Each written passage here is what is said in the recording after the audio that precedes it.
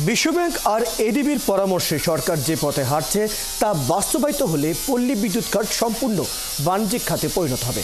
এতে করে এটিও জ্বালানি খাতের অন্যান্য সরকারি কোম্পানির মতোই একই পরিণতির শিকার হবে বলে আশঙ্কা জানিয়েছেন ক্যাবের জ্বালানি উপদেষ্টা অধ্যাপক এম শামসুল আলম। তার মতে একটি পক্ষ রাজনৈতিক নড়বড়ে পরিস্থিতিতে এই উদ্দেশ্য হাসিল করতে চায়।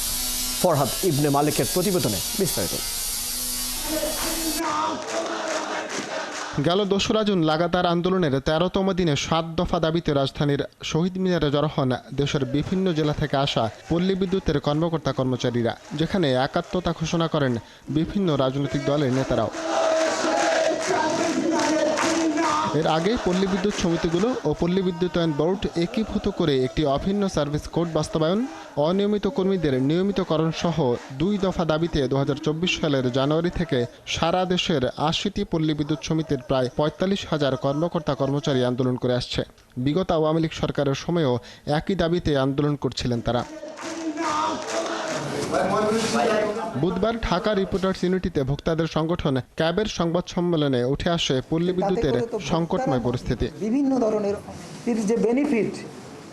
সংবাদ সম্মেলনে ক্যাবের জ্বালানি উপদেষ্টা অধ্যাপক শামসুল আলম জানান, বিশ্বব্যাংক আর এডিবির পরামর্শে সরকার যে পথে হাঁটছে তা বাস্তবায়িত হলে পল্লী বিদ্যুৎ খাত সম্পূর্ণ বাণিজ্যিক খাতে পরিণত হবে। ক্ষতিগ্রস্ত হবে গ্রামের বিদ্যুৎ গ্রাহকরা। বিশ্বব্যাংক এডিবির পরামর্শে সরকার যে পথে হাঁটতে চাইছে সেটি বাস্তবায়ন হলে পল্লী বিদ্যুৎ খাত সম্পূর্ণ বাণিজ্যিক খাতে পরিণত হবে।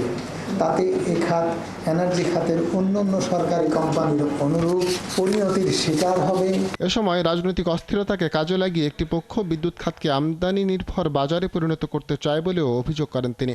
এদেশের বিদ্যুৎ বাজারকে বাণিজ্যিক বাজারে রূপান্তরিত করে আমদানি বাজারে পরিণত করার যে তাদেরকে উদ্দেশ্য বা লক্ষ্য, সেটা চূড়ান্ত করতে হলে এখন আরইবিকে এই অবস্থায়, এই অন্তর্বর্তীকালীন দুর্বল রাজনৈতিক অবস্থায় এটা করা একটা মক্ষম সুযোগ, সেটাই ব্যবহার করতে চাচ্ছে। যে কারণে আমাদের প্রস্তাব বলেন, রাজনীতিবিদদের সমর্থন বলেন, ওদের আন্দোলন বলেন, কোনোটাই গুরুত্ব পাচ্ছে না।